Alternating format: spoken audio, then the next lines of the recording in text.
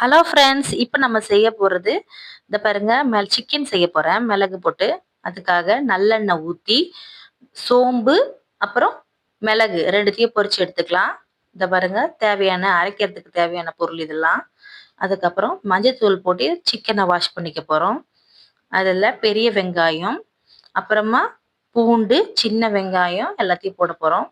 அதுக்காட்டியும் நம்ம குக்கர் வச்சு நல்லா கொஞ்சம் நல்லெண்ணெயை ஊற்றி அதில் சோம்பும் பட்டை பிரிந்தி இலை மட்டும்தான், வேறு எதுவுமே போடல. இதை மட்டும் போட்டிருக்கேன். இதை பாருங்கள், பொரிச்சு வச்ச மிளகையும் சோம்பியும் போட்டாச்சு.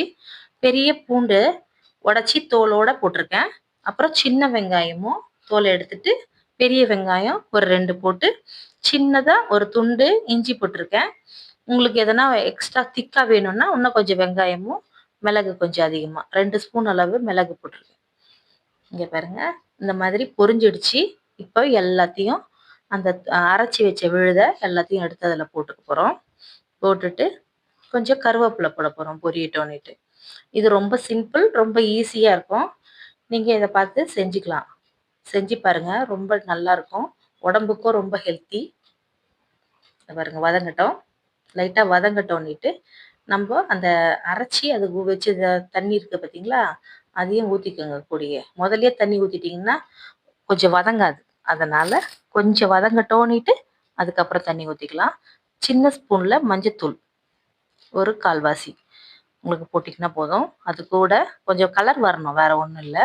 மிளகாத்தூள், குழம்பு மிளகாத்தூள் 2 ஸ்பூன் அளவு போட்டிருக்கேன்.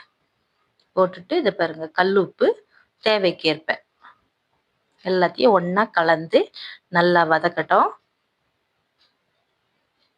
கொஞ்சம் வதங்கட்டோன்னுட்டு நம்ம சிக்கனை மஞ்சத்தூள் போட்டு வாஷ் பண்ணி எடுத்து வச்சுருக்கேன். இப்போ அதில் சேர்க்க போகிறோம். அது கொஞ்சம் வதங்கட்டோன்னு சேர்த்திங்கன்னா அந்த பச்சை வாசனை போகணும். அதுக்காக தான். ரொம்ப வதக்கணும்னு அவசியம் இல்லை, திட்டமாக வதங்கினா போதும். அந்த வாசனை போகிற அளவுக்கு இருந்தால் போதும். அப்புறம் இது கொடியே போட்டு எல்லாம் ஒன்றா போட்டு க்ளோஸ் பண்ணிக்கலாம். வதக்குங்க. கறியோடு லைட்டாக வதக்கிட்டு அதுக்கப்புறம் தான் பண்ணணும். உடனே ஊற்றிடாதீங்க. இந்த பாருங்க, இந்த மாதிரி வதங்கட்டோன்னுட்டு பாருங்கள். பார்த்துட்டு அதுக்கப்புறம் தண்ணி ஊற்றி 3 விசில் விட்டால் போதும். உங்களுக்கு எவ்வளோ திக்காக வேணுமா அதுக்கு தகுந்த மாதிரி தண்ணி ஊற்றிக்கோங்க. இல்லை தண்ணியாக வேணும்னா குழம்பு ஊற்றி சாப்பாடு சாப்பிட்றதுக்கு சரியாக இருக்கும்.